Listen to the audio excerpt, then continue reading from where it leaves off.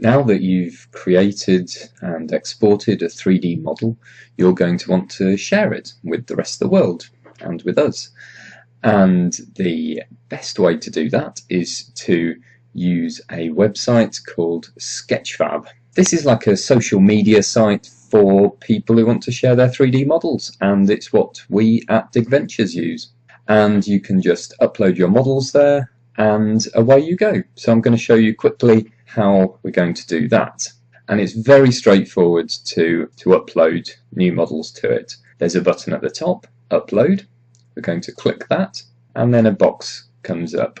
You can see we exported our model as an OBJ or object file, but it also handles various other different file formats. Click Choose File, navigate to ours. Now I saved this one as TP1 MOOC, so I'm going to select those, press Open, and it has to be all three of the files. There's an OBJ, an MTL, and a JPG. Press Continue, and it uploads the model. And here you can change the model name, and you can put a very brief description. You can select a category for it. Cultural heritage and history is normally most appropriate for us. And you can add tags, archaeology and Dig Ventures. And basically this means that when people are searching for models through Sketchfab, yours will appear listed. So we can press OK, continue here, and the model appears. But this isn't exactly how you want to display your model. It doesn't look great. It certainly doesn't look the way that it did when you were creating it. So we have to do a little bit of editing here. And the way that we do this is on the right hand side here under Manage This Model, a button for 3D settings, and if we click that, it will let us customize the model and what we see. The first thing I always do is straighten it up, because it doesn't know which way is up or down. Now blue up here, that's a Z-axis, and that's always up, and we're just gonna straighten this up a little bit. And here, that looks pretty good. I'm going to shift the whole grid up a bit. Okay, so I'm pretty happy that that's flat, that's in the middle. We're now going to change a few more of the settings. Now shading is currently at lit. I tend to go with shadeless. There we go, starting to look better already.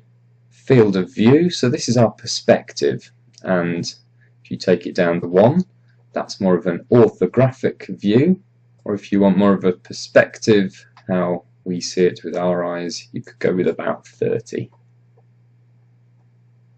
I normally set the background to one of the defaults. I normally use a dirty dark, but it's entirely up to you. Now across the top we have other tabs in this panel. So we've looked at the scene, we've got that looking like this. We can change the lighting, but for this I've gone for shadeless. Move on to materials, and we can tinker a little bit with the settings here. Often I go to faces rendering, and it's currently selected at double-sided, which means that when you look underneath you can see it underneath and there.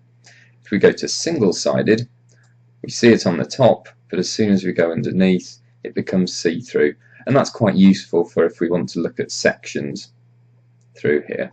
Post-processing filters, these are very useful. You can see at the moment it's a little bit blurry.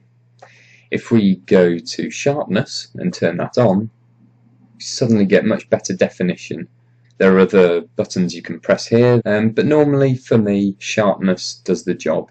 If you start turning lots of these on, it means that the 3D model will take longer to render in somebody else's internet browser. Annotations. If you want, you can label up your model with annotations. You can double click. We'll call this a ditch.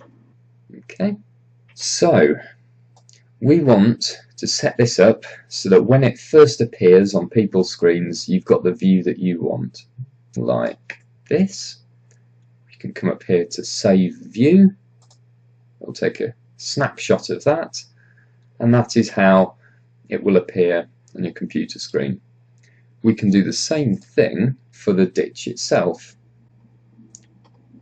We can move the picture to here, and we can press the camera button here, use current point of view, and that will save a snapshot of that ditch. Now that we're happy with all of that, we can go up to Save Settings, we can go Publish, and we can exit out of that.